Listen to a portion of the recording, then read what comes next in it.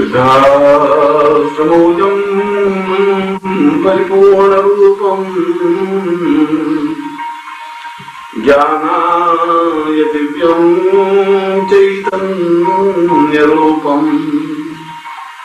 आप्रच्छभूमं परमं पवित्रम्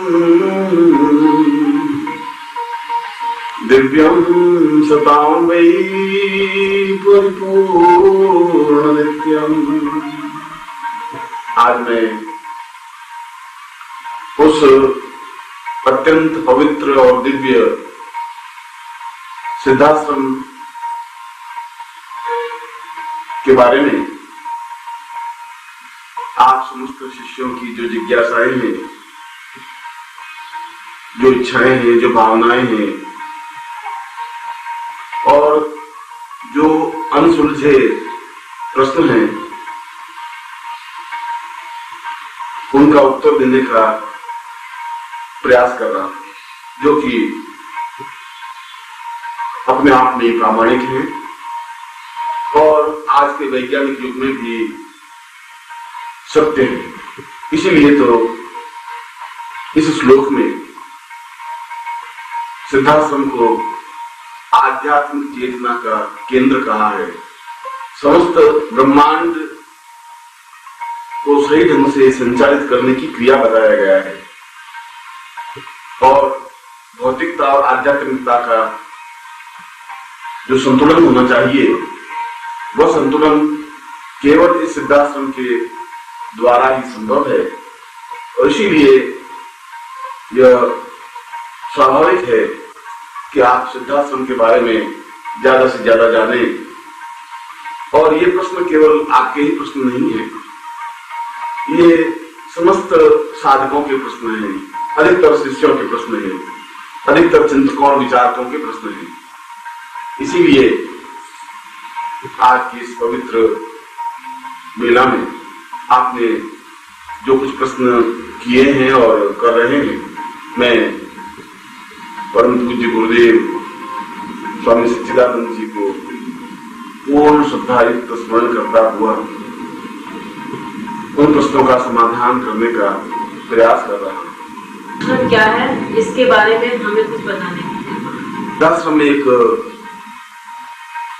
चेतना पुंज है, एक आध्यात्मिकता का आधार, एक बेस है। क्योंकि जीवन में भौतिकता केवल आदमी को स्वार्थी और क्षणमय, कपट और व्यभिचार युक्त बना देती है, उसके मन की वृत्तियों को अत्यंत दूषित और विषैली बना देती है। इसलिए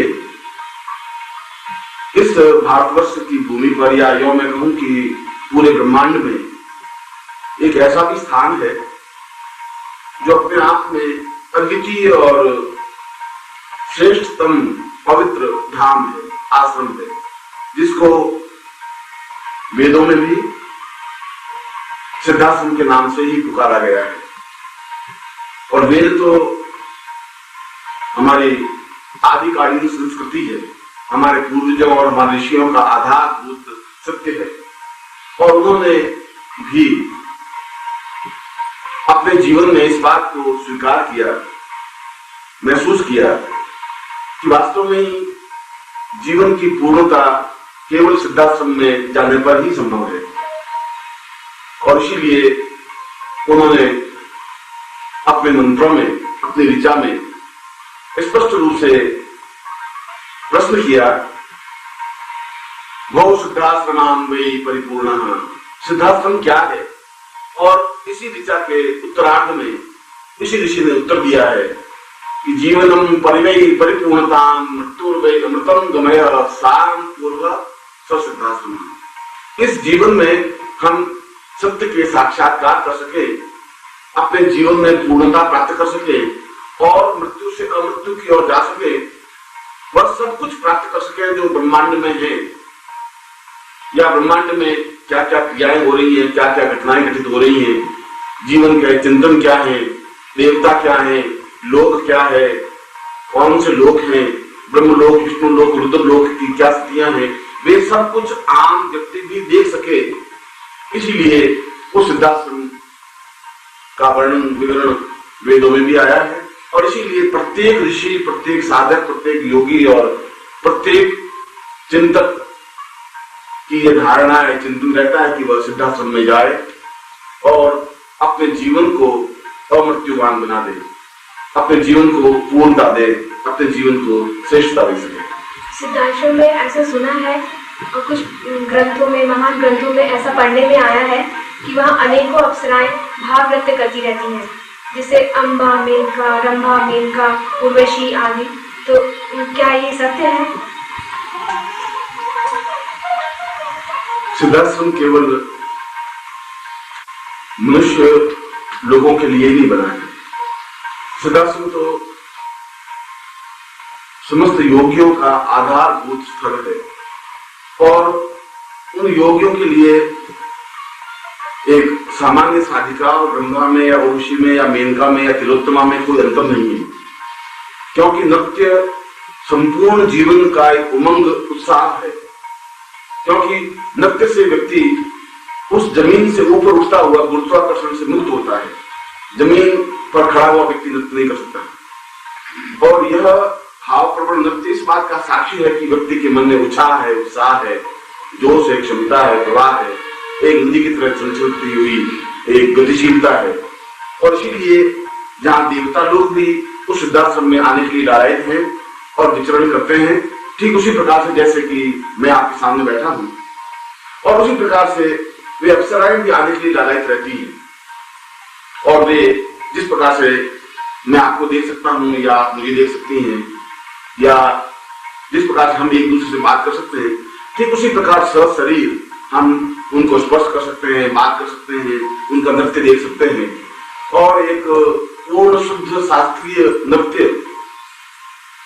केवल विश्व में अप्सराएं कर सकती हैं, क्योंकि नृत्य की उत्पत्ति ही उनके नूपुरों के माध्यम से हुई है।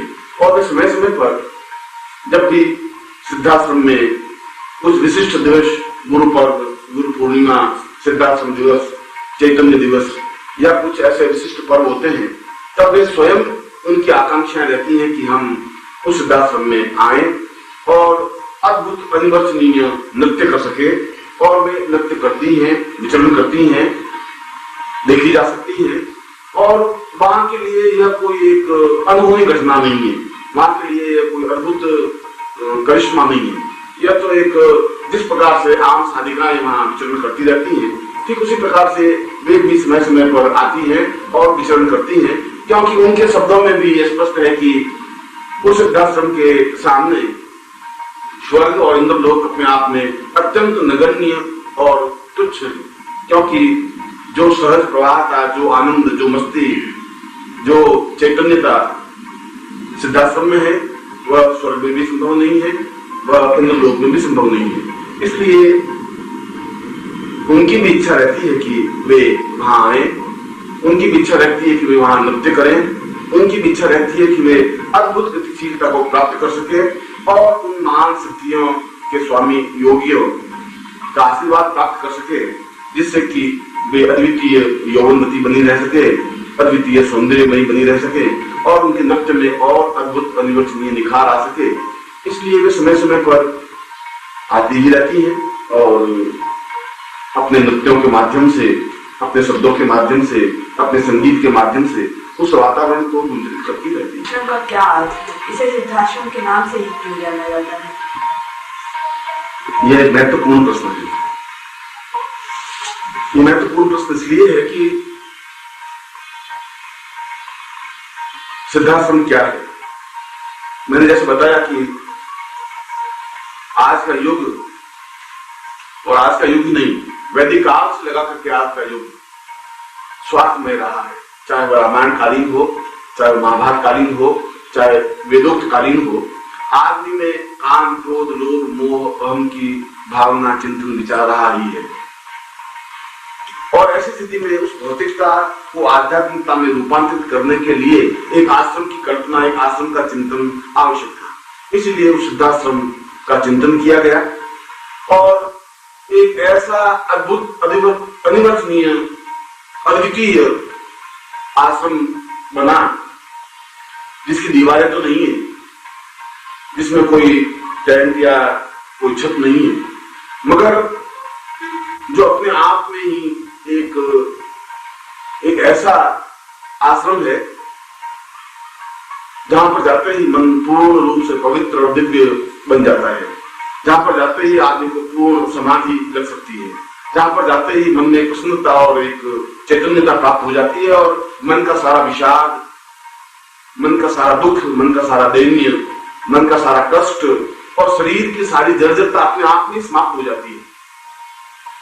वह एक अद्भुत आनंद से, अद्भुत उमंग से, उत्साह से भर जाता है। उसके संगीत में एक गुनगुनाहट सी आ जाती है और इसीलिए उस सिद्धाश्रम में उन ऋषियों, मुनियों, योगियों, देवताओं, चिंतकों, विचारकों, साधुओं, सन्यासियों का वहां पर समावेश है। वे वहां पर कई हजार वर्षों से, कई 100 वर्षों से साधनाएं संपन्न कर रहे हैं और वे ब्रह्मांड के उन रहस्यों को ढूंढने का, ब्रह्मांड के उन रहस्यों को जानने का प्रयत्न करते हैं जो कि अपने आप में श्रेष्ठतम है, जिसको जानना योगियों के लिए दुर्लभ है।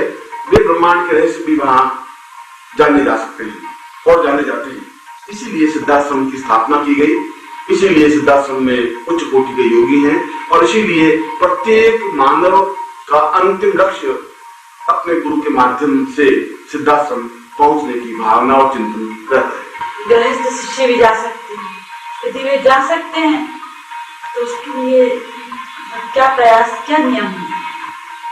गृहस्थ से संबंधित है और गृहस्थ का तात्पर्य है सैकड़ों प्रकार के उलझनों में उलझ करके रह जाना। बहुत कम ऐसे गृहस्थ व्यक्ति भी हैं जो अपने आप में गृहस्थ में रहते हुए भी उन्मुक्त रहते हैं, स्वतंत्र रहते हैं, मगर एक गृहस्थ व्यक्ति भी या गृहस्थ शिष्या भी या गृहस्थ साधिका भी चाहे तो सिद्धाश्रम जा सकती है या जा सकता है, मगर सिद्धाश्रम के कुछ मूलभूत सत्य हैं, कुछ तथ्य हैं। उन तथ्यों या उन सत्यों या उन नियमों का पालन करने पर ही एक व्यक्ति सशरीर सिद्धाश्रम जा सकता है। जैसे कि मैं अगर इंग्लैंड जा सकता हूँ या अमेरिका जा सकता हूँ या न्यूयॉर्क जा सकता हूँ या मुंबई जा सकता हूँ तो सिद्धाश्रम भी जा सकता हूँ। मुंबई जाने के नियम अलग है, सिद्धाश्रम जाने के नियम अलग है। जो अपने आप में जो इस बात का निश्चय कर लेता है कि मुझे सिद्धाश्रम जाना ही है, उसको फिर 5 नियमों का पालन करना ही पड़ेगा। पहला नियम कि वह उसे ऐसा गुरु प्राप्त हो जो स्वयं सिद्धाश्रम गया हुआ हो। यदि गुरु स्वयं सिद्धाश्रम गया हुआ नहीं है तो वह अपने शिष्य को भी सिद्धाश्रम नहीं ले जा सकता। इसलिए यह पहली और महत्वपूर्ण अनिवार्यता है कि गुरु सिद्धाश्रम पहुंचा हुआ हो और पहुंचा हुआ ही नहीं हो। सिद्धाश्रम जाकर के वापस गृहस्थ जीवन में आने की या इस संसार में आने का ज्ञान चेतना उसको हो, या जब भी वो चाहे सिद्धाश्रम जा सके और आ सके, ऐसे गुरु का सामीप्यता और ऐसे गुरु की दीक्षा पहली शर्त और पहली अनिवार्यता होती है। और दूसरा नियम, उस शिष्य में पूर्ण समर्पण भाव गुरु के प्रति हो। समर्पण भाव का मतलब है कि अपने पूर्णता के साथ उसमें लीन हो जाने की क्रिया हो। जब लीन हो जाने की क्रिया होगी तो उसमें जितना विषाद है, उसके शरीर में जितना छल है, झूठ है, जो कुछ पाप है, वो अपने आप में उस शक्तिपात के माध्यम से जब गुरु शक्तिपात करता है तो वे धुल जाते हैं, समाप्त हो जाते हैं। और ऐसी क्रिया होने पर वह व्यक्ति, वह बालिका, वह स्त्री, वह साधिका, वह गृहस्थ अपने आप में शुद्ध और चैतन्य बन जाता है। और जब गुरु ये देखता है कि वास्तव में इसका समर्पण अपने आप में द्वितीय है, जब गुरु देखता है कि वास्तव में इसमें एक ललक है, जिज्ञासा है, जब देखता है कि और जब उसकी परीक्षा लेता है उसके बावजूद भी किसी प्रकार की न्यूनता नहीं दिखाई देता, तो दोनों तरीके हैं। कुछ साधनाएं संपन्न करा करके उसको सिद्धाश्रम में पहुंचाने की व्यवस्था करता है, या गुरु चाहे तो अपने शक्तिपात के द्वारा अपने साथ सशरीर सिद्धाश्रम ले जा सकता है। मगर यहाँ से सिद्धाश्रम जाने में मुश्किल से 1 मिनट लगता है। यद्यपि वह सैकड़ों हजारों मील दूर है, मगर वह पूर्ण वायु वेग के माध्यम से उसके शरीर को भी अपने साथ ले जा सकता है। वह एक आंख बंद करता है और खोलता है तो ऐसा लगता है कि सिद्धाश्रम में बैठा हुआ है। और वहां पर वह अपने शरीर को, अपनी चैतन्यता को देख सकता है, विचरण कर सकता है, घूम सकता है, और ऐसा कुछ भी शरीर में परिवर्तन नहीं आता, ऐसा कुछ भी अनुभव घटित नहीं होता। इसलिए गृहस्थ शिष्य भी जा सकता है। इसके लिए कोई बहुत कसौटी कड़ी नहीं है, मगर समर्पण अपने आप में बहुत बड़ी कसौटी है। ऐसा गुरु प्राप्त होना अपने आप में बहुत बड़ी कसौटी है। और गुरु के मन में यह चिंतन बनना कि मुझे सिद्धाश्रम में शिष्य को ले जाना है, यह भावना बनना बहुत बड़ी कठिन क्रिया है। और ऐसा परस्पर गुरु शिष्य के संबंध के माध्यम से ही बन सकता है। ऐसा एक दूसरे में मिक्सअप होने से या एक दूसरे में समर्पण होने से ही बन सकता है। एक दूसरे के प्रति पूर्णता का भाव होने पर ही हो सकता है। और अगर ऐसा हो सकता है तो वहां सैकड़ों शिष्य गए हैं, जा सकता है। इसके लिए कोई बहुत कसौटी कड़ी नहीं है, मगर समर्पण अपने आप में बहुत बड़ी कसौटी है। ऐसा गुरु प्राप्त होना अपने आप में बहुत बड़ी कसौटी है।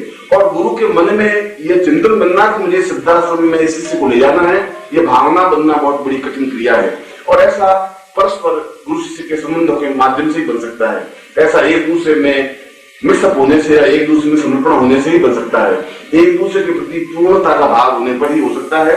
और अगर ऐसा हो सकता है तो वहां सैकड़ों शिष्य गए हैं, सैकड़ों बालिकाएं गई हैं, क्योंकि वहां कोई उम्र का बंधन नहीं है। अगर 20 साल का बालक अगर चाहे तो उसी तथ्यों को लेकर के सिद्धांत समझा सकता है, और 80 साल का वृद्ध भी जा सकता है। इसलिए एक शिष्य चाहे वो गृहस्थ में है चाहे संन्यास में है, यदि उसके पास ऐसा समर्थ और अद्वितीय गुरु हो, यदि गुरु से प्राप्त दीक्षा हो, यदि गुरु के प्रति पूर्ण समर्पण हो, और गुरु यदि किसी प्रकार की भी परीक्षा ले तो उसमें पूर्ण सफलता प्राप्त करे, और जब गुरु ये एहसास करे कि इसमें वह क्षमता आ सकी है, मेरे प्रति समर्पण की भावना पूर्णता के साथ आ सकी है, हर कसौटी पर कसने के बावजूद भी, हर परीक्षा में इसको कसौटी पर खड़ा करने के बावजूद भी इसमें वह चिंतन, वह भावना, वह श्रेष्ठता, वह दिव्यता आने की क्रिया है, तब अपनी तपस्या का अंश उसमें प्रदान करता है। और जब तपस्या का अंश प्रदान करता है तो उसके शरीर के पंचभूतों में से, और 5 पंच तत्व हैं, जल, अग्नि, वायु, आकाश, और इन 5 तत्वों में से केवल वायु तत्व रह जाता है। अग्नि तत्व समाप्त हो जाता है, भूमि तत्व समाप्त हो जाता है, और दूसरे तत्व समाप्त हो जाते हैं। तो वायु तत्व के माध्यम से वह आकाश में विचरण करता हुआ उस गुरु के साथ सिद्धाश्रम में प्रवेश कर सकता है। और यह शिष्य की अद्वितीयता है, एक शिष्य का पूर्णता है, शिष्य का प्रारंभ दीक्षा है, तो शिष्य की पूर्णता सिद्धाश्रम में प्रवेश करने की है। इसलिए कोई भी गृहस्थ, कोई भी उम्र, कोई भी जाति, कोई भी वर्ण, किसी प्रकार का रंग और किसी प्रकार की शिष्यता या शिष्य अपने आप में सिद्धाश्रम में पहुंच सकता है। आपने बताया कि सिद्धाश्रम में कोई व्यक्ति सत्संगी जा सकता है, लेकिन उसे गुरु की आवश्यकता होती है। ऐसे महान गुरु की कैसे हम पहचान करेंगे और कैसे उनकी कृपा प्राप्त हो सकती है? मैं सोचता हूं कि सबसे कठिन प्रश्न यही है। कठिन प्रश्न इसलिए है कि आज ही नहीं, पिछले अगर हम 25,000 वर्षों का लेखा जोखा करें तो बहुत ही कम योगी या साधक सिद्धाश्रम में जा सकते हैं, क्योंकि आम साधक या आम योगी या आम सन्यासी सिद्धाश्रम में नहीं जा सकता। उसके लिए एक ब्रह्म तत्व को जानने की पूर्णता प्राप्त हो, क्योंकि ईशावास्य उपनिषद में कहा है कि पूर्णमिदं पूर्णात् पूर्णमुदच्यते। जो व्यक्ति स्वयं पूर्ण है तो वह पूर्णता तक पहुंच सकता है। इसलिए सिद्धाश्रम में जाने के लिए उस व्यक्ति में पूर्णता का चेतना युक्त हो। मगर तुम्हारा प्रश्न यह है कि हम इस प्रकार के गुरु को कैसे प्राप्त करें, या क्या पहचान है कि यह गुरु या यह व्यक्ति सिद्धाश्रम में गया भी है या नहीं। और जहां तक मेरा अनुभव है, मैं सोचता हूं कि इस भारतवर्ष में ऐसे सैकड़ों पाखंडी, ढोंगी आश्रम के संचालक और व्यवस्थापक होंगे जो इस बात का दावा करते होंगे कि हम सिद्धाश्रम जा चुके हैं। और मेरी पुस्तकों को पढ़ने के बाद और मेरे प्रवचनों को सुनने के बाद में शायद 1-2 लाख व्यक्ति तो ऐसे साधु हो ही गए हैं जो सिद्धाश्रम में जाने की भावना व्यक्त करते हैं और अपने शिष्यों को यह कहते हैं कि मैं तो सिद्धाश्रम में गया हूं और मैं जा सकता हूं। मगर ऐसा संभव नहीं है। उसमें केवल अगर सतर्क निगाहें हैं, अगर तुम्हारी उनको उन भावों को पकड़ने की क्षमता है तो ऐसे गुरु को पहचान सकते हैं। उस गुरु को पहचानने की 3-4 स्थितियां ही हैं जिससे एक सामान्य व्यक्ति उस गुरु को पहचान सके। एक तो वह गुरु अपने आप में ही उसका चेहरा या उसका व्यक्तित्व, उसकी पर्सनालिटी अपने आप में स्पष्ट दूसरे व्यक्ति से भिन्न कर देती है। ऐसा एहसास होता है कि यह एक अद्भुत और अनिवार्य व्यक्तित्व है। ऐसा लगता है कि जैसे यह अलग हटकर है। ऐसा लगता है कि आम व्यक्ति नहीं है, कुछ इसमें ऐसा है जो आकर्षण युक्त है, क्योंकि ऐसे व्यक्तित्व में और उसके पूरे शरीर में एक आकर्षण होता है। एक दूसरा, जब कोई भी साधु या कोई भी सन्यासी या कोई भी व्यक्ति किसी एक विषय पर ही बोल सकता है। अगर वो गीता पर बोलेगा तो जिंदगी भर गीता पर ही बोलेगा, अगर रामायण पर बोलना है तो वो जिंदगी भर रामायण पर ही बोलेगा। मगर पूरा वेद, पूरा शास्त्र, पूरे पुराण, पूरे उपनिषद जिसको कंठस्थ हो और कहीं से भी किसी का उदाहरण दे सकता हो, वह तो करोड़ों श्लोक हैं। वो करोड़ों श्लोक जिसके कंठ में प्रवहित हैं, जो सरस्वती स्वयं साक्षात रूप में जब कंठ में स्थापित होती है, तभी वह पूरे संसार के किसी भी विषय पर धारा प्रवाह बोल सकता है। यदि उसको अनुविज्ञान को बुलाना है तो बोल सकता है, और यदि वेद पे बुलाना चाहे तो बोल सकता है, और यदि किसी और विज्ञान या किसी और विषय पर बोलना चाहे तो बोल सकता है। यदि उसको कहे कि आपको चिकित्सा विज्ञान पर बोलना है तो वह उतनी उन वैज्ञानिकों के सामने वैसा ही वह बोल सकता है जिस प्रकार से कि वह उच्च कोटि का चिकित्सक रहा हो। मेरे कहने का तात्पर्य यह है कि जो प्रत्येक विषय में अद्वितीय बोलने की क्षमता रखता हो।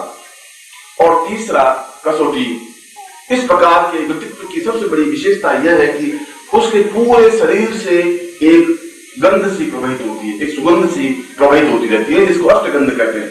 यदि आपने पुराणों में पढ़ा हो तो जब पहली बार राधा कृष्ण से मिली और ज्यों ही उनके पूरे शरीर से समाहित हुई तो राधा ने छिटक करके कहा कि आपके शरीर से तो एक ऐसी सुगंध प्रवाहित हो रही है कि मैं अपने आप में सम्मोहित हो रही हूं, अपने आप में डूब रही हूं। यह सुगंध वेदव्यास ने भी कहा है कि कृष्णोवताम जगंधो सतः पूर्व, कृष्ण के आगमन का ज्ञान ही उनके अष्टगंध के प्रवाह से हो जाता है। और अष्टगंध अपने आप में एक अलग गंध है, अलग सुगंध है, जिसकी किसी इत्र से कल्पना नहीं कर सकते, जिसका किसी सुगंध से मेल नहीं होता। उनके पूरे शरीर से एक अलग ढंग की सुगंध 24 घंटे प्रवाहित होती रहती है। उससे हम जान सकते हैं कि यह व्यक्ति, यह योगी, यह साधारण व्यक्ति सिद्धासन जा सका है या सिद्धासन से वापस आया हुआ है, क्योंकि अत्यंत पवित्र और दिव्य एक और दूसरा 16 कला पूर्ण व्यक्तित्व के शरीर से ही अष्टगंध प्रवाहित होती है। और ऐसा व्यक्ति सूक्ष्म शरीर से किसी के घर में जब जाता है तो हमारी ये आंखें जो चरण चक्षु उसको देख तो नहीं पाती, मगर सुगंध शरीर में और घर में व्याप्त हो जाती है। उससे एहसास हो जाता है कि शायद वह व्यक्ति हमारे घर में आया है, वह गुरु हमारे घर में आया है।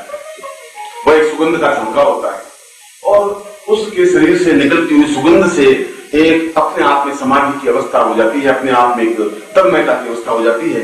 इस प्रकार के व्यक्तित्व को अपने आप में समेट लेने की क्रिया, अपने आप में पूर्णता दे देने की क्रिया संपूर्ण योगियों में भी श्रेष्ठ, तंत्र में, मंत्र में, योग में, दर्शन में, मीमांसा में, शास्त्रों में, वेद में, पुराण में, चिंतन में और हास्य में भी और विनोद में भी, सभी क्षेत्रों में अपने आप में अद्वितीय हो।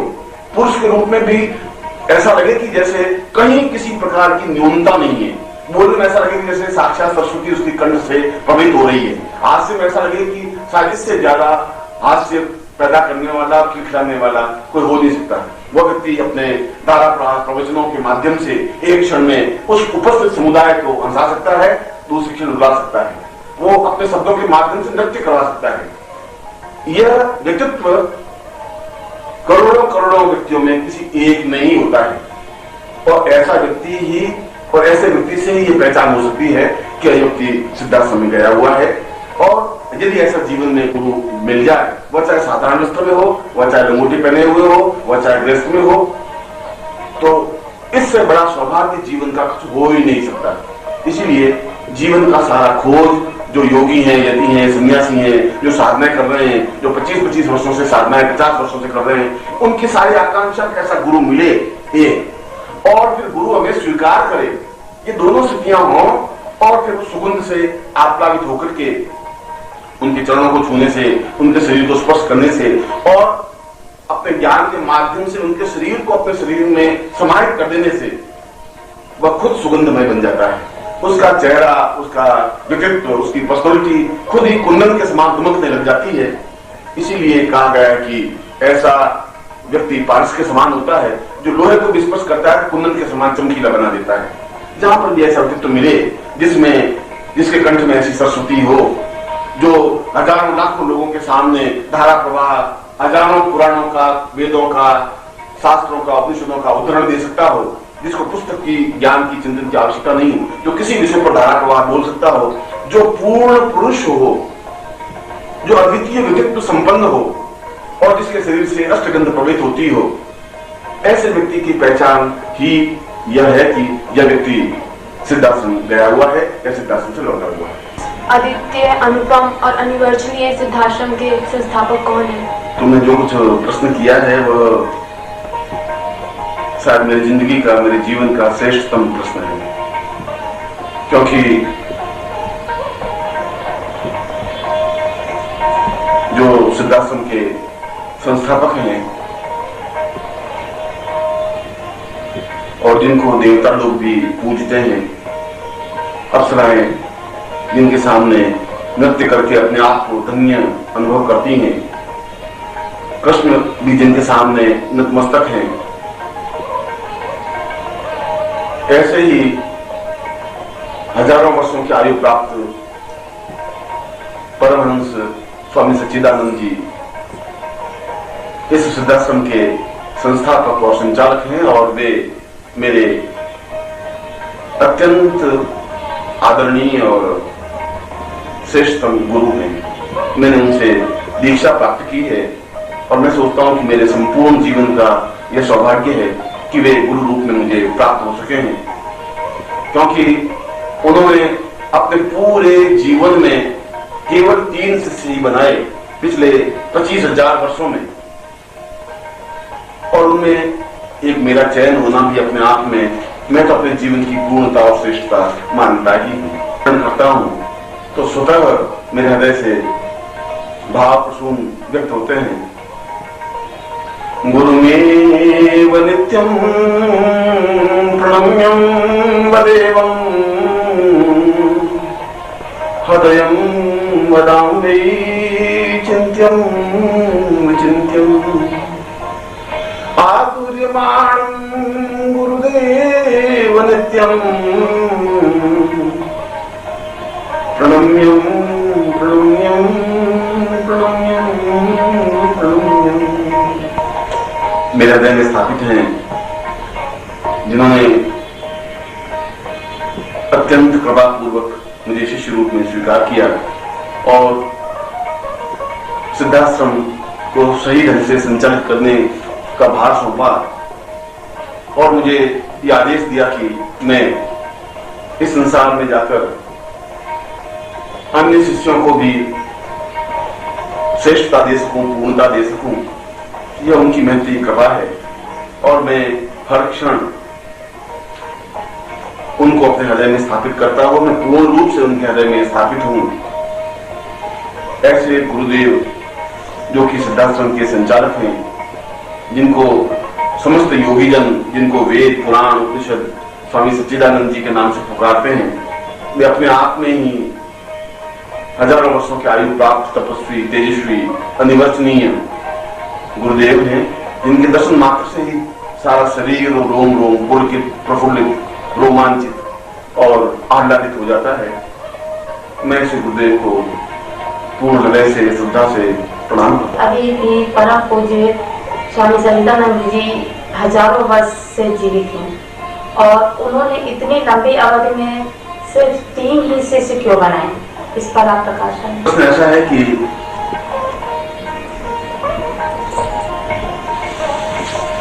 जिसका उत्तर देना व्यक्तिगत सा हो जाएगा। 3 शिष्य इसलिए बनाए, हो सकता था कि वो 100 शिष्य बना देते, हो सकता है कि 5,000 शिष्य बना देते, मगर पिछले 50,000 वर्षों में, और 50,000 वर्ष तो एक बहुत लंबी अवधि है, उसमें भी अगर उन्होंने 3 शिष्यों का ही चयन किया तो उनकी कसौटी और शिष्यता को परखने की कसौटी अपने आप में अत्यंत कड़ी है। इतनी अधिक कड़ी है कि तलवार पे चलना तो शायद बहुत ज्यादा आसान है, मगर उनकी शिष्यता प्राप्त करना और उनकी कृपा प्राप्त करना बहुत ही दुष्कर और कठिन है। और ये मेरा सौभाग्य है कि मैं उनका शिष्य बनने का सौभाग्य प्राप्त कर सका। और यह भी मुझे मालूम है कि इस शिष्यता को प्राप्त करने के लिए मुझे कितना अधिक घोर परिश्रम और तपस्या करनी पड़ी, किस प्रकार से प्रकृति के बीच अपने आप को स्थापित करना पड़ा। और मैं सोचता हूं कि तपस्या के जितने भी प्रकार होते हैं उन सब प्रकारों में पूर्णता प्राप्त करता हुआ उस संपूर्ण ब्रह्म को अपने आप में स्थापित करके दिखा सका कि मैं उनके लिए एक सही शिष्य सिद्ध हो सकता हूं। और ब्रह्म में लीन हो जाना एक अलग प्रक्रिया है, ब्रह्म को अपने आप में स्थापित कर देना बिल्कुल एक अलग प्रक्रिया है, जो कि अत्यंत दुष्कर है। और उस संपूर्ण ब्रह्मांड को अपने शरीर में समाहित कर देना सर्वाधिक कठिन और दुष्कर है, क्योंकि उस ब्रह्म को अपने शरीर में समाहित करने की क्रिया होती है। और जब भी कोई शिष्य उनकी आंखों में उस दिव्य दृष्टि से देखता है तो उसको अपना खुद का चेहरा, पूरा संसार, पूरा ब्रह्मांड दिखाई दे सकता है। जिस प्रकार कृष्ण ने ज्यों अर्जुन के सामने मुंह खोला और उनको सारा ब्रह्मांड उनके मुंह में दिखाई दे सका, वह पूरे ब्रह्मांड को अपने आप में समाहित होने की क्रिया की। इसलिए मैंने कहा कि प्रश्न व्यक्तिगत हो जाएगा, मगर उन्होंने उससे पहले शायद 1000 बार मेरी परीक्षा ली होगी, 1000 बार कठिन से कठिन तपस्या करने की आज्ञा दी होगी। इस संसार में जहां गालियां, आलोचनाएं, छल, झूठ, कपट, असत्य, व्यभिचार है, और उस धरती हुई अग्नि में मैं जहां सिद्धाश्रम में था, उस दिव्य आश्रम में मुझे यहाँ फेंक दिया गया। और उसके बावजूद भी जो मेरा उद्देश्य, जो मेरा कर्तव्य है, जो मैं संपन्न करता जा रहा हूं। और ऐसी कई स्थितियां होती हैं और उनमें सारी स्थितियों का पूर्ण निचोड़ ये होता है कि वह अपने आप में पूर्ण समर्पित हो और उस ब्रह्मांड को, ब्रह्मांड में तो भूलोक, सत्यलोक, महालोक, जनलोक, तपलोक और सत्यलोक, उन समस्त लोकों को अपने आप में समाहित करने की क्रिया और साधनाएं संपन्न की हों। उस हिमालय के उस बर्फीले स्थान पर जहां चारों तरफ बर्फ के अलावा कुछ है ही नहीं, जहां पर वायु भी बर्फ के तूफान की तरह बहती है, वहां अडिग रह करके उन साधनाओं को संपन्न कर सके, उस ब्रह्मांड को और उस ब्रह्म को अपने आप में लीन कर सके, ऐसी साधना अत्यंत ही दुष्कर है। और जो ऐसी साधना संपन्न कर सके और उसके बावजूद भी उसमें नम्रता रह सके, अहंकार नहीं हो, अपने आप में पूर्ण सात्विक जीवन व्यतीत कर सके और माया के द्वारा अपने शिष्यों को यह एहसास करा सके कि मैं तो बहुत ही सामान्य व्यक्ति हूं, जो निरहंकारी हो, जिसमें अहंकार नहीं हो। शायद ये सब कसौटियां उनकी गुरु की, मेरे गुरु की रही होंगी, और शायद इन कसौटियों पर रखने के बाद ही शायद मुझे उन्होंने शिष्यता के लिए योग्य पात्र समझा होगा। मगर मैं तो इसको अपने जीवन का सौभाग्य समझता ही हूँ कि जिनको प्राप्त करने के लिए द्रोणाचार्य और भीष्म और कृपाचार्य और उच्च कोटि के सन्यासी और योगी भी जिनको प्राप्त करने के लिए, जिनके पास बैठने के लिए तरसते हैं, उन्होंने मुझे शिष्य रूप में स्वीकार किया और दीक्षा दी। इससे बड़ा सौभाग्य कुछ हो नहीं सकता। यह तो वे ही जाने कि उन्होंने मेरा ही चयन क्यों किया, और यह वे ही जाने कि उन्होंने 3 शिष्य क्यों बनाए। मगर ये मुझे बहुत अच्छी तरह से मालूम है कि वे बहुत कठिन और कठोर परीक्षाएं देते हैं और उच्च से उच्च कोटि का योगी भी उनकी कसौटी पर खरा उतरता नहीं है। और ये मेरा सौभाग्य रहा होगा, पूजन के पुण्य संस्कार रहे होंगे कि मैं उनके प्राणों का एक अंश बन सका, उनके जीवन की धड़कन बन सका, एक चेतना बन सका, उन्होंने उनकी दीक्षा प्रदान की। मगर उससे पहले जिन यंत्रणाओं से, जिन साधनाओं से, जिन तपस्याओं से, जिन कठिनाइयों से और जिस प्रकार की कसौटियों से मैं गुजरा हूं, 10,000 सन्यासी योगी भी मिलकर के उन यंत्रणाओं से, उन साधनाओं से नहीं गुजर सकते। यह मेरे जीवन का एक साक्षीभूत सत्य है। और इसीलिए संभवतः अत्यंत कृपा करके उन्होंने मुझे शिष्य बनाया। और इस प्रकार की कसौटी पर कसने पर बहुत बहुत बहुत ही कम शिष्य खरे उतरते हैं। संभवतः इसीलिए उन्होंने अपने पूरे संपूर्ण जीवन में, हजारों वर्षों की आयु में 3 शिष्य ही बनाए। मेरा तो ऐसी धारणा है, ऐसा जीवन, ऐसा विचार है। ग्रंथों में सिद्ध योगा झील के बारे में कुछ पढ़ा है, कृपया आप उसके महत्व में प्रकाश डालिए। तुमने एक प्रश्न करके शायद मुझे कुछ क्षणों के लिए वापस सिद्धाश्रम में मानसिक रूप से पहुंचा दिया है। सिद्धाश्रम की अनिवर्चनीय और आनंददायक कोई स्थान है तो वह सिद्ध योगा झील है, जो मीलों लंबी और चौड़ी है और उसका जल स्फटिक के समान स्वच्छ, निर्मल और गहरा है। सैकड़ों फीट गहरी झील होते हुए भी यदि हम एक सिक्का उस झील में डालें तो सिक्का तलहटी में जाने पर भी उस सिक्के के अक्षर हम पढ़ सकते हैं। इससे तुम कल्पना कर सकती हो कि वह सिद्ध योगा झील का जल कितना स्वच्छ और दिव्य होगा। उसकी सबसे बड़ी विशेषता यह है कि सिद्ध योगा झील में स्नान करने पर शरीर की सारी कलमशता या शरीर का सारा मैल या शरीर की सारी छल, झूठ, कपट और जो जीवन की न्यूनता अपने आप में समाप्त हो जाती है। और दूसरी सबसे बड़ी विशेषता यह है कि उस झील में स्नान करने से स्वतः ही साधक का कायाकल्प हो जाता है, स्वतः ही बुढ़ापा यौवन में परिवर्तित हो जाता है, स्वतः ही सारे शरीर की झुर्रियां मिट जाती हैं, बाल काले हो जाते हैं, शरीर का संतुलन अपने आप में आ जाता है और ऐसा लगता है कि जैसे बिल्कुल पूरे शरीर का परिवर्तन हो गया हो, पूरे मन का परिवर्तन हो गया हो, पूरे जीवन का परिवर्तन हो गया हो। ऐसा वास्तव में ही जल और ऐसा स्थान जहां पर हजारों हंस विचरण कर रहे हो, जहां पर स्वच्छ जल प्रवाहित हो रहा हो, जिसके किनारे पर बैठने से एक अपूर्व शांति और आनंद की अनुभूति हो रही हो, उस सिद्ध योगा झील का वर्णन तो वेदों में भी आया है। स्वयं ब्रह्मा ने कहा है कि मैं अपने जीवन का सौभाग्य ये समझता हूं कि यदि मुझे सिद्धाश्रम झील में स्नान करने का सौभाग्य प्राप्त हो।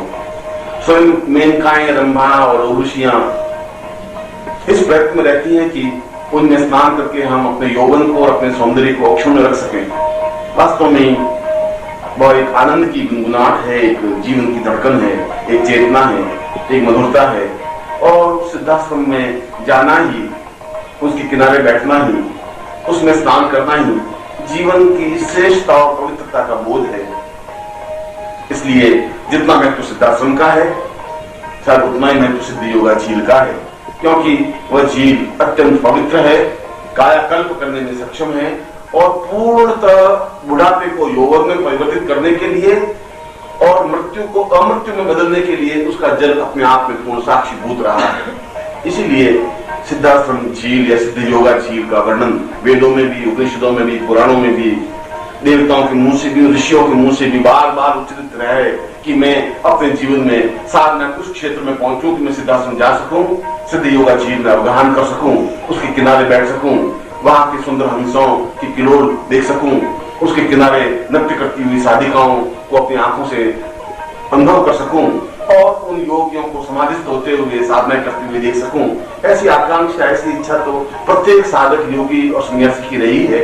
इसलिए सिद्ध योगा झील तो अपने आप में एक अद्वितीय सुख है, एक आनंद है, एक पूर्णता है और एक तृप्ति है। के बारे में हम लोगों को और कुछ जानने की जिज्ञासा होनी है। विजयलक्ष्मी ने बड़ा ही जिज्ञासापूर्ण प्रश्न किया है। अगर हम उसको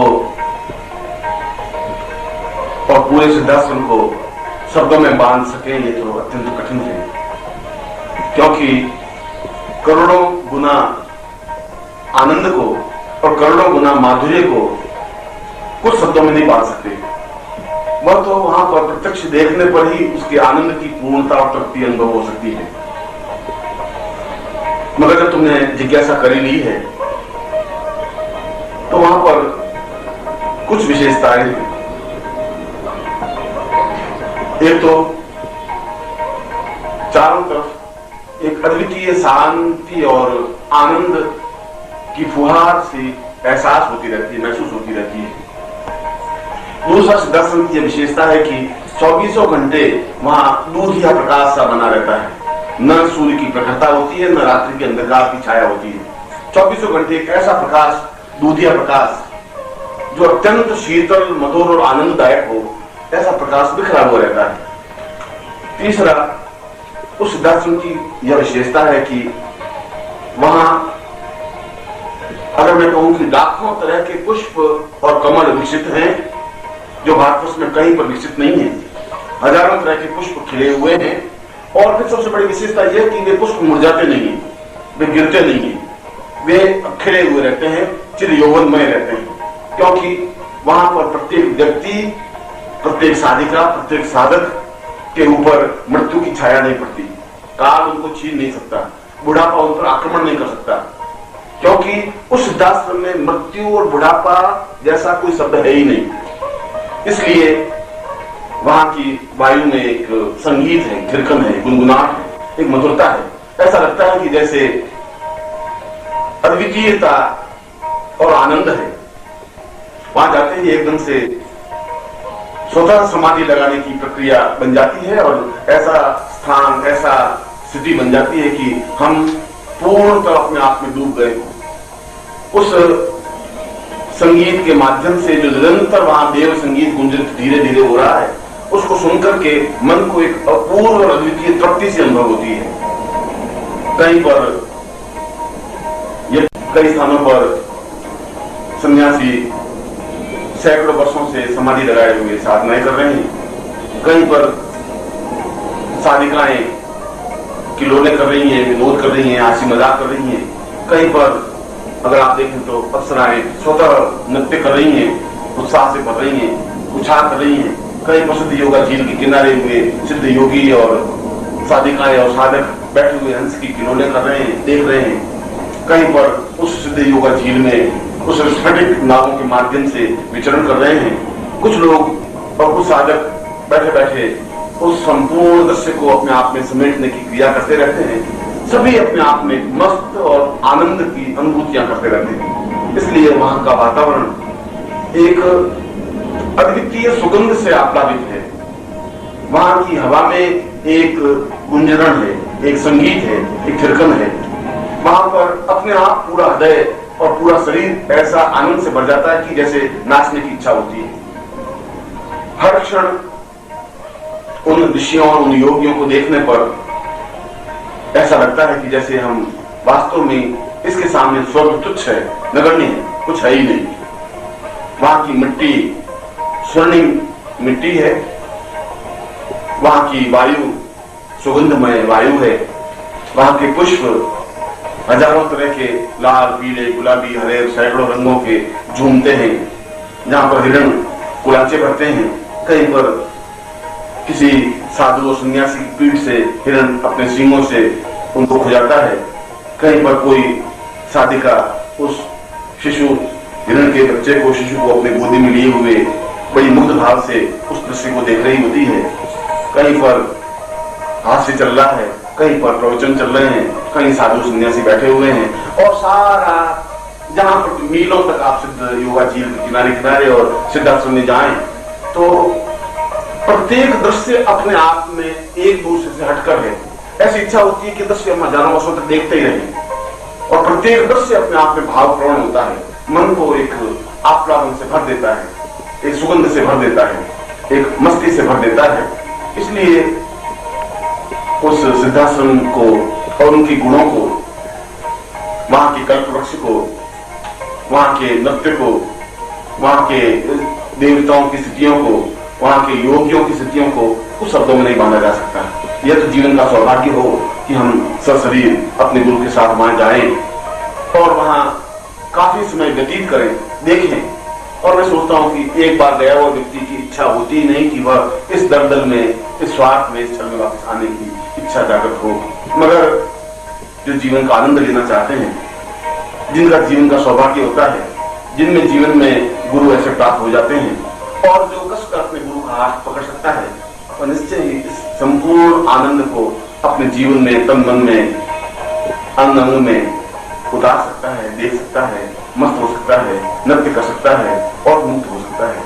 वास्तव में वहां पर करोड़ों करोड़ों तरह की विशेषताएं हैं और इसीलिए सिद्धाश्रम को सिद्धाश्रमोपम स्वर्गम वदेवा तुच्छानुताम पूर्व वदेव तुल्यम, संपूर्ण ब्रह्मांड और स्वर्ग सिद्धाश्रम के कण की भी तुलना नहीं कर सकता, क्योंकि वहां पर मृत्यु नहीं है, वहां पर वृद्धावस्था नहीं है, जर्जरता नहीं है, कृष्णता नहीं है, दुर्बलता नहीं है, दीनता नहीं है, दुख नहीं है, दैन्य नहीं है, पलायन नहीं है, चिंताएं नहीं है।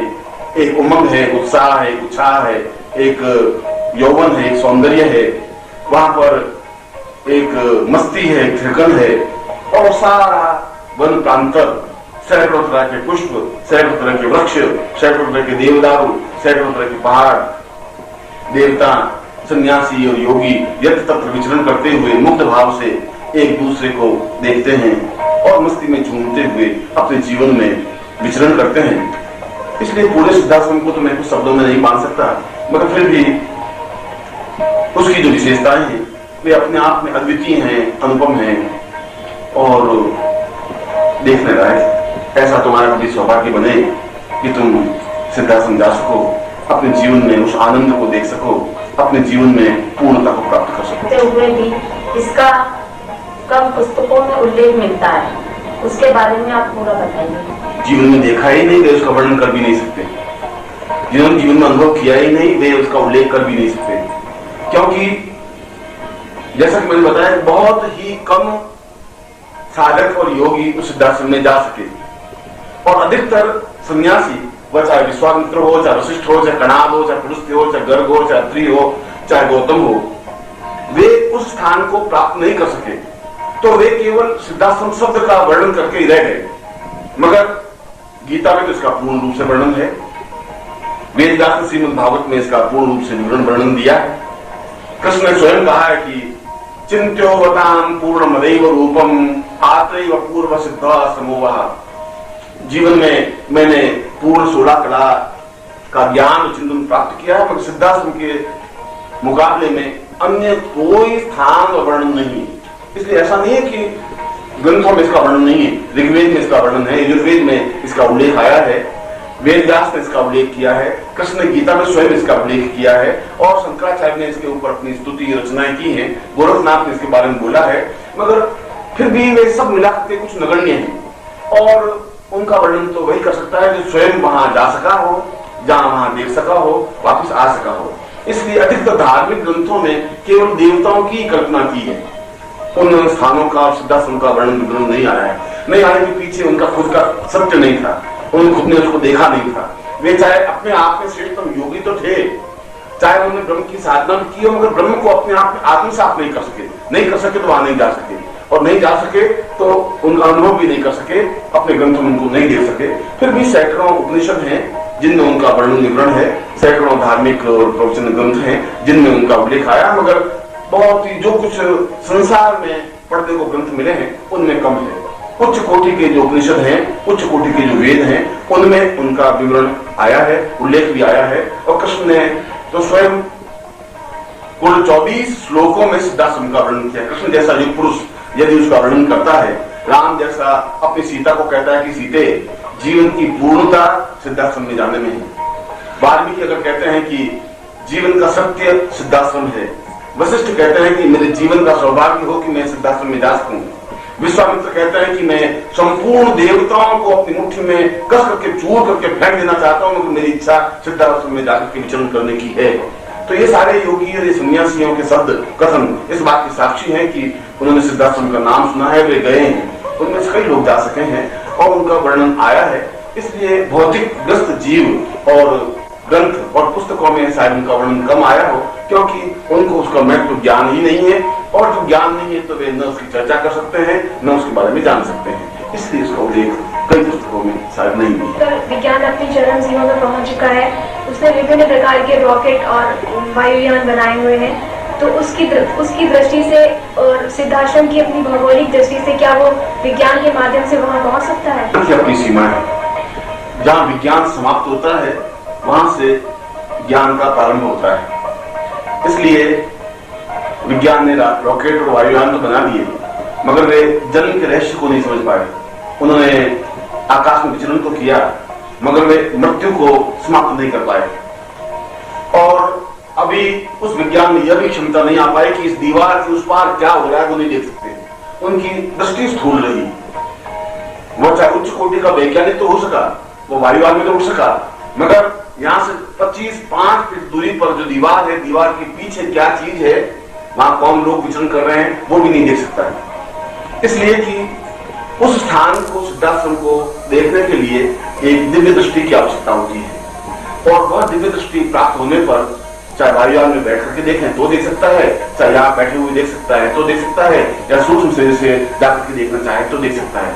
क्योंकि यह स्थान मानसरोवर कैलाश पर्वत के आगे करीब 160 मील दूरी पर उत्तर पूर्व में स्थित है, जो चारों तरफ उच्च कोटि की पहाड़ियों और कैलाश के कुछ भूभाग से स्थित है। यदि आपने कभी मानसरोवर की यात्रा की हो तो उसका एक भाग मानसरोवर है, एक भाग कैलाश पर्वत है, उसके अंतिम भाग में ब्रह्म सरोवर है और उसके एक भाग में विष्णु तीर्थ है। इसलिए रुद्र, ब्रह्म, विष्णु और मानसरोवर, इन चारों स्थानों के बीच का जो भूखंड है वह सिद्धाश्रम है, जिसको वायुयान के माध्यम से देखना संभव नहीं है, रॉकेट के माध्यम से देखना संभव नहीं है। वह केवल सूक्ष्म शरीर के माध्यम से, सूक्ष्म प्राणों के माध्यम से या दिव्य दृष्टि के माध्यम से ही देखा जा सकता है या पहुंचा जा सकता है। इसीलिए वैज्ञानिकों की आंख एक चरम चक्षु है और ये आंख उस सिद्धाश्रम को नहीं देख सकती। उसके लिए आत्मचक्षु की जरूरत पड़ेगी, आत्मज्ञान की जरूरत पड़ेगी और ऐसी आत्मज्ञान, ऐसे आत्मचक्षु प्राप्त करने पर ही उस स्थान को देख सकता है, विचरण कर सकता है और पहुंच सकता है। हमारा ये सौभाग्य है कि हम स्वामी निकलेश्वरानंद जी के शिष्य हैं। जैसा कि हमने पुस्तकों में पढ़ा है कि स्वामी निकलेश्वरानंद जी सिद्धाश्रम ले जा सकते हैं, हमें इस बात पर गर्व है। क्या आप हम लोग को सशरीर सिद्धाश्रम ले जा सकते हैं? मैं प्रश्न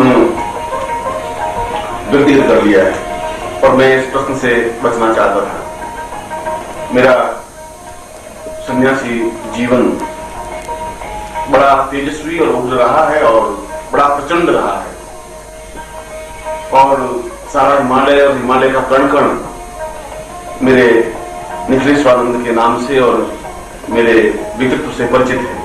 जो भी उच्च कोटि के योगी और सन्यासी हैं उनको निखिलेश्वरानंद का नाम स्मरण है, उनको उनका परिचय ज्ञात है और वे उतनी श्रद्धा और स्नेह के साथ उनके चरणों में समर्पित हैं।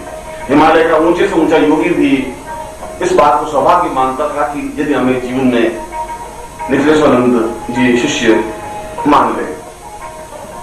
वह तो मेरा एक सन्यासी रूप था और सन्यासियों की कसौटी अलग होती है और आप गृहस्थ हैं और गृहस्थ में भी मैं अपने आप को अपने स्वरूप से बचाना ही चाहता था, अलग रखना चाहता था और एक सामान्य जीवन ही व्यतीत करता हूं, मगर कोई अपने आप को छुपा सकता नहीं। इसलिए तुमने प्रश्न किया कि क्या आप हमें सिद्धाश्रम ले जा सकते हैं और मेरा प्रश्न तो यह है कि क्या आप मेरे साथ सिद्धाश्रम चलने के लिए तैयार हैं?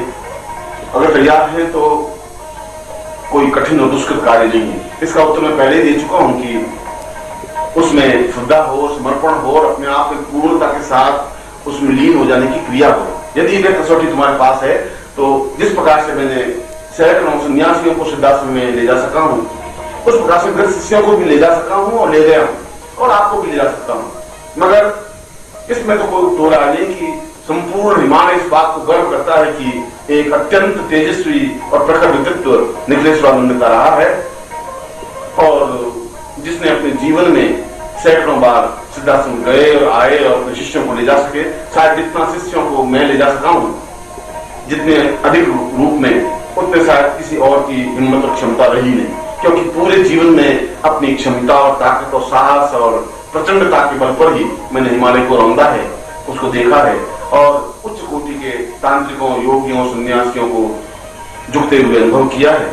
और उन लोगों को अगर मैं सिद्धाश्रम में ले जा सका हूं, हिमालय के दर्शन करवा सका हूं, तो आपको भी ले जा सकता हूं। सैकड़ों साधिकाओं को ले जा सका हूं तो मैं आपको भी ले जा सकता हूं। मगर वहां के जो सिद्धाश्रम के योगी हैं वे अत्यंत परेशान हैं कि आप सारे शिष्यों को उठा के यहाँ ले आएंगे तो ये सिद्धाश्रम की हालत क्या हो जाएगी।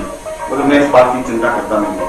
मेरे जीवन का जो ध्येय और एक लक्ष्य है कि मैं अधिक से अधिक शिष्यों को साधिकाओं को सिद्धाश्रम ले जा सकूं, उनके दर्शन करवा सकूं और उनमें क्षमता पैदा कर सकूं कि वे जा सकें और आ सकें, जिससे कि वे जीवन का भौतिक सुख भी देख सकें, जीवन के आध्यात्मिक आनंद को भी प्राप्त कर सकें। वास्तव में सिद्धाश्रम और निखिलेश्वरानंद अपने आप में एक दूसरे का पर्याय है। मैं इसलिए नहीं कह रहा हूं कि मैं निखिलेश्वरानंद हूं इसलिए मैं अपना कोई गर्व या घमंड बता रहा हूं। मैं तो अगर आपकी आंख पर अगर पर्दा है तो उसको दूर करने का प्रयत्न कर रहा हूं। यदि कृष्ण गीता में कह रहे हैं कि मैं साक्षात ब्रह्म हूं और मैं नदियों में गंगा हूं और मैं वृक्षों में कल्पवृक्ष हूं, तो वो कोई घमंड नहीं कर रहा है, वह अर्जुन की आंख पर से पर्दा हटा रहा है। और मैं कह रहा हूं कि अगर मैं निखिलेश्वरानंद हूं और सारे हिमालय का कण कण मुझसे परिचित है और मेरे गौरव से, मेरे प्रहार से और मेरी चेतना से आप्लावित है, मेरी तपस्या से अभिभूत है और ऊंचे से ऊंचा योगी इस बात पे गर्व करता है कि मैं निखिलेश्वरानंद का शिष्य हूं, वे हजारों शिष्यों के बीच में वह गर्व से ऊंचा सिर करके खड़ा होता है, तो यह सत्य है और यथार्थ है। और ऐसा ही तुम जीवन प्राप्त कर सको, ऐसे ही जीवन की अद्वितीयता प्राप्त कर सको, तुम अपने आप में उस कसौटी पर कर सको, तो तुम्हारी उम्र या तुम्हारा जीवन या तुम्हारी भौतिकता कोई भी बाधक नहीं बन सकती, मगर तुम उस जीवन का आनंद प्राप्त कर सकते हो और ऐसा व्यक्तित्व अत्यंत कठिनाई से प्राप्त हो सकेगा। मैं नहीं कह सकता कि मैं कितने समय तक व्यस्त जीवन में रहूंगा या किस समय मैं एकदम से वापस संन्यास जीवन में चला जाऊंगा, मगर जो क्षण आपके साथ में है उस क्षण तक यदि आप वह प्रवृत्तियां प्राप्त कर सके जिसके माध्यम से आप मेरे साथ सिद्धाश्रम में जा सके, तो फिर मृत्यु आपको स्पर्श नहीं कर सकती, फिर जीवन की बाधाएं परेशानी आपको छू नहीं सकती, फिर जीवन की कठिनाई आपके सामने आ नहीं सकती और जीवन का जो आनंद और जो तृप्ति और जो मस्ती और जो चैतन्यता प्राप्त कर सकेंगी उसका वर्णन, उसका विवरण और उसकी तुलना में संसार में कहीं हो ही नहीं सकती। और मैं बहुत क्षमता के साथ ये बात कह सकता हूँ कि मैंने सैकड़ों सन्यासी शिष्यों और साधिकाओं और शिष्यों को सिद्धाश्रम में ले जा सका हूं और कई लोगों शिष्यों और साधिकाओं को भी ले जा सका हूं, तो मैं आपको भी ले जाने में समर्थ हूं। कसौटी मैंने आपको बता दी है और आपने व्यक्तिगत रूप से निखिलेश्वरानंद का पूछ लिया है, तो मुझे इस बात को स्वीकार करने में कोई संकोच नहीं है कि मैं नित्य अपने सूक्ष्म शरीर से और सर्वदेह अपने शरीर के साथ सिद्धाश्रम में जाता हूँ, विचरण करता हूँ, वहां भी सन्यासियों को दीक्षा देता हूँ, उनको रास्ता दिखाता हूँ, उनको साधना सिखाता हूँ और वापिस इस जीवन में भी आता हूँ। अत्यंत सामान्य सरल जीवन जीता हुआ आपके ऊपर एक पर्दा सा डालता हुआ आपको भी ज्ञान और चेतना देता हूँ। पर्दा इसलिए कि जिस क्षण आप मुझे पहचान लेंगे उस क्षण आप में बहुत विरह बढ़ जाएगा, बहुत विफलता बढ़ जाएगी, बहुत बेचैनी बढ़ जाएगी। एक क्षण भी आप मेरे बिना रहने की कल्पना नहीं कर सकेंगे। जहां भी रहेंगे हर क्षण मैं आपकी आंखों के सामने खड़ा रहूंगा, हर क्षण मेरा दृश्य आपकी आंखों के सामने प्रतिबिंबित रहेगा, फिर तुम मुझसे जुदा रहने की कल्पना कर नहीं सकोगे। फिर क्षण एक भी अलग होने की स्थिति नहीं बन सकेगी। फिर तुम्हारे जीवन में आए ऐसी स्थिति आए कि मैं तुम्हारे देने से हो सकूं, ऐसा हो सके कि तुम मुझे पूर्ण तल्लीन हो सको।